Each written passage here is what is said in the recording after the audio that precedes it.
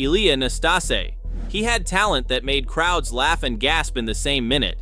Then his mouth turned applause into outrage. Ilia Nastase began as tennis's first entertainer and ended as its cautionary tale. In the 1970s, Nastase was the face of fun. He won the 1972 US Open, reached 2 French Open finals, and climbed to world number 1 when the ATP introduced rankings in 1973. Reporters called him Nasty Nastase, half insult, half nickname. He joked with fans mid-match, mocked umpires, and turned tense moments into comedy. For a while, the sport loved him for it. Then the humor grew darker. He threw tantrums, insulted officials, and taunted opponents. During a 1979 match, he was defaulted for arguing so long that fans threw bottles onto the court. Decades later, in 2017, as Romania's Fed Cup captain, he crossed another line, making racist remarks about Serena Williams' unborn child and harassing players mid-match. The ITF banned him for 4 years. Nastase once said, "Tennis without emotion is boring." He gave it emotion and chaos. His genius survived, but his reputation did not. And just as he faded, another man took rebellion to a global stage. But this time, rage wasn't a side act. It became the entire show.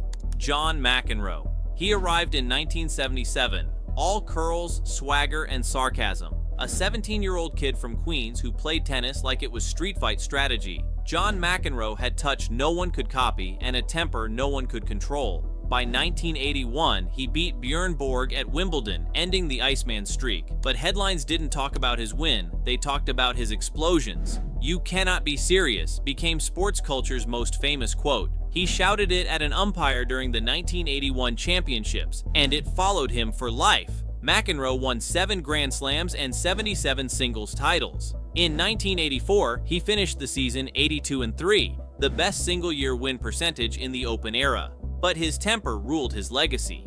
He was fined more than any player of his generation, ejected from the 1990 Australian Open, and suspended for verbal abuse of officials.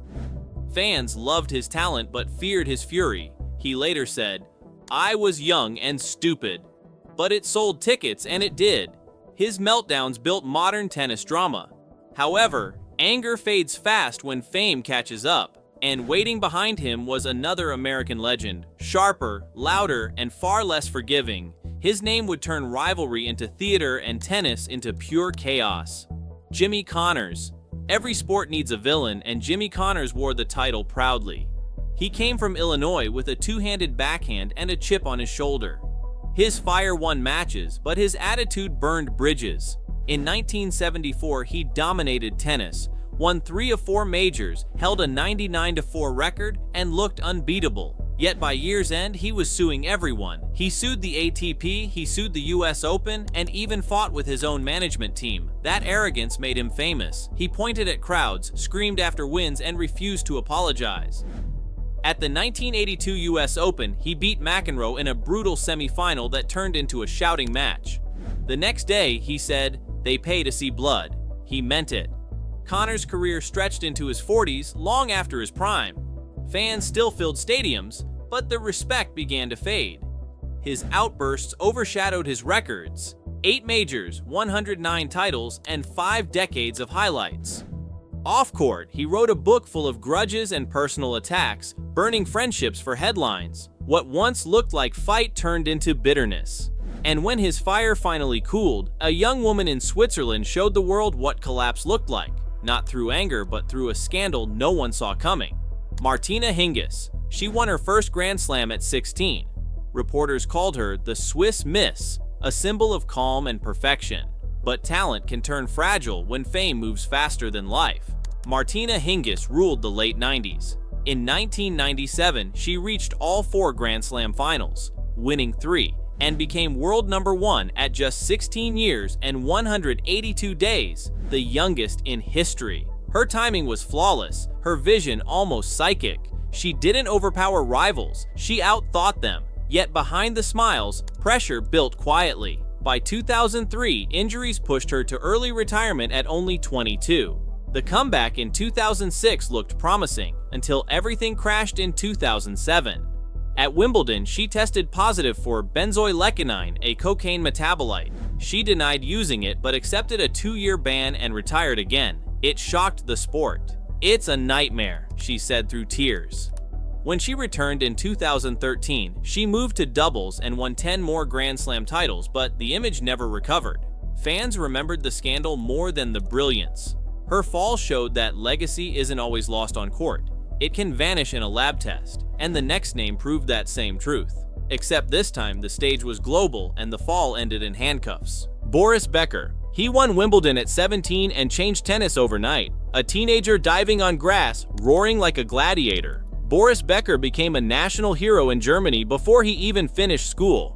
By 1991, he had 6 Grand Slam titles and over $20 million in prize money. But his drive never matched his fame. He lived big. Private jets, flashy cars, constant headlines. In 2002, his world cracked. German courts convicted him of tax evasion after he hid millions overseas. He avoided jail but lost his fortune. Then came the scandals, affairs, divorce, a public paternity case that played out across tabloids. His post-retirement life became chaos. In 2022, he returned to court again, this time in London, for hiding assets during bankruptcy. The verdict was brutal, 2.5 years in prison. "I've hit rock bottom," he said before serving time. Becker walked free in 2023, older, humbled, still calling himself a survivor. But the magic of 1985, the kid who shocked Wimbledon, is gone forever.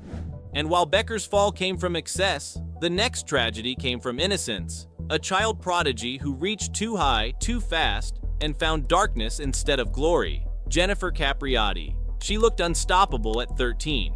Jennifer Capriati turned pro in 1990 and reached the French Open semifinals within months. She earned millions in endorsements before finishing high school. By 1992, she had 3 Olympic medals and global fame. But she was still a kid trapped in an adult's game. Pressure crushed her. By 17, she walked away from tennis. In 1993, her mugshot made headlines. Shoplifting charges, marijuana possession, and talk of depression. The media called it the fall of America's sweetheart. She later said, "I lost myself in the noise." Capriati disappeared for years before returning in 1999. What followed was one of sport's greatest comebacks. She won the 2001 Australian Open, beat Martina Hingis, and became world number 1. But the peace never lasted. Injuries, isolation, and burnout returned. By 2004, her body gave up. She left the game again, and her story faded behind new stars. Her 3 majors still shine, but her struggle lingers louder. Capriati showed how fast talent can burn under pressure. And soon after her story closed, another hero built a legacy so strong the world believed he was flawless, until he confessed he had lied for years about something far darker. Andre Agassi. He looked like a rebellion in motion. Long hair, earrings, denim shorts. But behind that image, Andre Agassi hid a secret that rewrote his story. Agassi turned pro in 1986 and became a rock star for tennis. By 1995, he reached world number 1 and earned over $20 million. Fans loved his fire, but his book Open revealed the real story. In 1997, during a slump, he used crystal meth. When he failed a drug test, he wrote to the ATP claiming the result came from accidental use. They believed him. He kept playing. That same year, his ranking fell to 141. He said he felt ashamed, empty, broken. But he rebuilt himself through discipline. From 1999 to 2003, he won 5 more majors, reaching 8 Grand Slam finals after turning 30, a record at the time. When his confession came out in 2009, fans were split. Some called him brave, others called it betrayal. But his words changed the way athletes spoke about failure. "Mistakes don't define you," he said. Agassi walked away with 8 Grand Slams and the respect of his peers. But the truth still shadowed his image. And years later, another champion faced a scandal of her own, one that came not from drugs, but from a single banned substance that shattered a billion-dollar brand. Marat Safin. Some players fight to reach greatness. Marat Safin stumbled into it and walked away before it could last. He had gifts that others would have trained a lifetime for. At 20, he crushed Pete Sampras in straight sets to win the 2000 US Open. The next year, he reached world number 1. He had a 6-foot 4-inch frame, 140-mile-per-hour serves, and timing that made tennis look effortless. But he hated discipline. One day he'd destroy Federer, the next he'd smash 5 rackets and lose to a qualifier. Safin once joked he'd broken over 1,000 rackets. Coaches called him the artist who refused to paint. When he beat Leighton Hewitt to win the 2005 Australian Open, it felt like redemption. But his focus faded again. He skipped practice, argued with officials, and partied through tournaments. By 2009, he retired at 29. 2 majors, flashes of genius, and years of chaos. "Tennis gave me everything," he said, "but I gave it headaches." Safin's story felt tragic. So much fire, never aimed straight. And the next man took that same attitude to another level. Except this time, he didn't lose focus. He admitted he didn't care at all. Bernard Tomic. He was supposed to lead Australia's tennis future. Instead, he told the world he didn't even like the sport. Bernard Tomic broke into the top 30 by age 21. His touch, variety, and calm looked effortless. But by 2017, he dropped a bombshell on live TV. After losing in the first round of Wimbledon, he said, "I feel bored out there. I just don't care." It stunned the tennis world. He became the first active player to admit playing only for money. Sponsors dropped him, fans booed him, and coaches stopped calling. He once said he'd earned enough to never work again. But tennis doesn't forget that kind of arrogance. In 2019, he lost in 58 minutes at the Australian Open, the shortest match in tournament history, and was fined for lack of effort. His ranking fell outside the top 700. He tried comebacks, but his image never recovered. The talent stayed, the drive never did. And then came another Australian who followed chaos too, but with real talent, real fire, and a temper that turned every match into a headline: Nick Kyrgios. No player divides tennis fans like Nick Kyrgios. Some see him as pure entertainment, others as wasted genius. Both are right.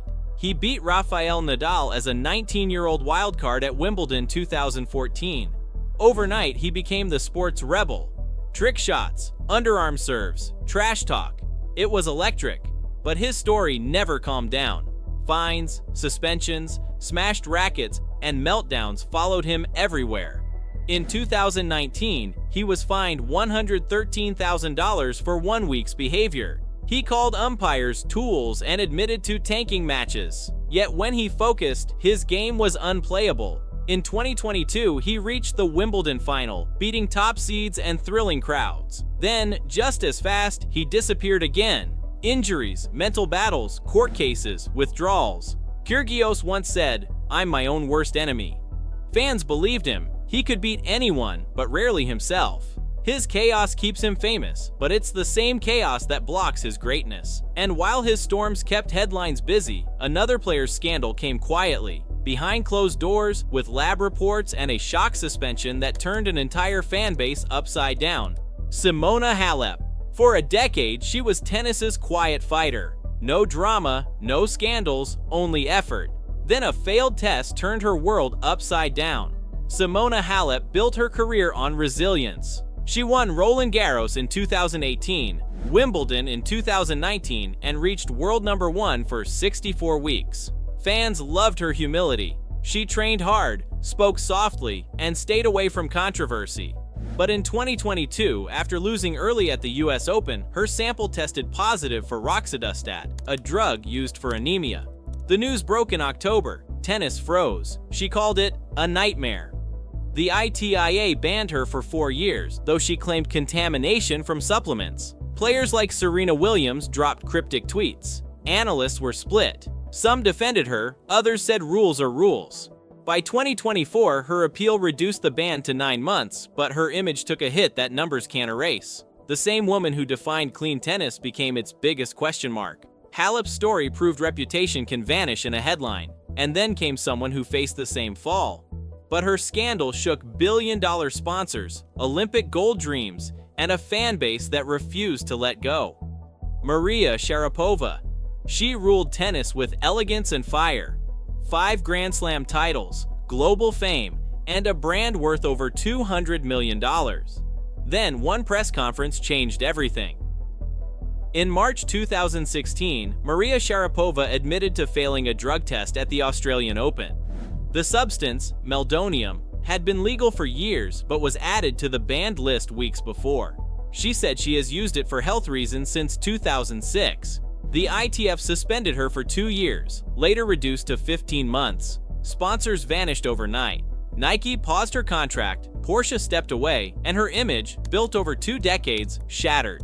Yet when she returned in 2017, she was met with mixed applause. Fans still admired her fight, but some never forgave her. Sharapova retired in 2020 with 36 titles, a $300 million career, and a reputation that divided the sport. Her fall proved how one mistake, intentional or not, can rewrite everything. Her last words before leaving tennis: "I'm saying goodbye with love." But for millions, it felt like unfinished business. And then came a new face, one who left by choice, at her peak, forcing the world to question if success was even worth the cost. Naomi Osaka. Few players ever rose faster. Naomi Osaka won 4 Grand Slams before turning 24 and became the highest-paid female athlete in the world. But the spotlight came with pressure that fame couldn't fix. In 2021, she shocked the French Open by refusing press conferences, saying she needed to protect her mental health. Officials fined her $15,000 and threatened expulsion. A day later, she withdrew completely. The move split the sports world. Some called her brave, others said it hurt professionalism. She spoke openly about depression and anxiety, explaining that success felt hollow. Her honesty started global conversations about athletes' mental health. But her ranking dropped, her focus faded, and by 2023, she stepped away again, this time to become a mother. Her story is still being written. Some say she'll return stronger. Others think she's gone for good, but she changed how sports see vulnerability forever. And behind that wave of openness, another player rose, one with headlines darker than injury or burnout, where legal accusations started replacing scorelines. Alexander Zverev. He was supposed to be the next big thing. Tall, powerful, stylish. Alexander Zverev looked like the future of tennis. But his headlines stopped being about forehands and trophies. By 2020, Zverev had 14 career titles and an Olympic gold. He reached the 2020 US Open final, came within 2 points of winning, and still looked destined for greatness. Then stories began leaking. His ex-girlfriend, Olga Sharapova, accused him of physical abuse during their relationship. Zverev denied everything, but the silence around it was loud. The ATP launched an investigation that lasted almost 2 years. In 2023, they announced no disciplinary action, but the damage stayed. Crowds booed him, sponsors kept their distance, and every interview turned into a storm. His legal troubles continued in Germany, where a separate case kept him tied to courtrooms while still playing matches. He kept winning matches, but reputation isn't measured in trophies. Zverev once said, "I've made mistakes, but I play with heart." The world heard the first part louder. His story showed how fame can't shield anyone from scrutiny. And the next story proved it again. Except this time, the fall came from within, through silence, guilt, and a complete mental breakdown after a ban that destroyed everything. Guillermo Coria. For a brief moment, Guillermo Coria ruled clay. In 2003, he won Hamburg, reached the Roland Garros final in 2004, and looked ready to replace the retiring greats of Argentina. Then a 4-letter nightmare ended his rise: EPO. In 2001, he tested positive for the banned substance and received a 2-year suspension, later reduced to 7 months. He said the supplement came from a tainted bottle given by a trainer, but the damage was permanent. Sponsors dropped him, fans lost faith, and he became paranoid about testing. When he returned, his game never recovered. He led Gaston Gaudio 6-0, 6-3, 4-3 in the 2004 French Open final, then collapsed. Double faults, cramps, nerves. He lost in 5 sets after serving twice for the match. That single loss broke something inside him. By 2009, he retired at just 27. He later said he developed a fear of serving, the yips, and never found confidence again. Coria's fall showed how one scar can follow forever. And right as his story faded, another player reached the top, broke every record, then faced her own late career storm, where triumph and temper collided in front of millions. Serena Williams. Her greatness never needed defending. 23 Grand Slams, 319 weeks as number 1, 4 Olympic golds. But her final years turned her into tennis's most polarizing figure. Serena Williams changed tennis forever. She broke barriers for race, body image, and dominance. But her outbursts started to define the narrative. In 2009 at the US Open, she was penalized for threatening a line judge after a foot fault call.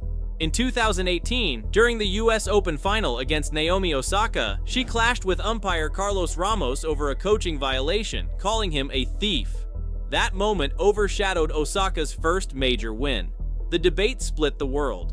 Some saw sexism in officiating, others saw ego. Serena said, "I fight for women's rights." Critics said her reaction ruined a young player's night. Her final matches became emotional events, packed arenas, tears, standing ovations. Yet her exits felt unfinished, tangled between love and controversy. She left tennis in 2022 saying, "Evolution, not retirement." Serena's story ended on her terms, but left questions that will echo for years. And beyond that, the next generation faced its own storm, where fame met pressure, and the mind gave up before the body ever could. Every legacy burns for glory, but some flames consume their own stars. The next story picks up the ashes. Click the next video before it fades and see who fell next.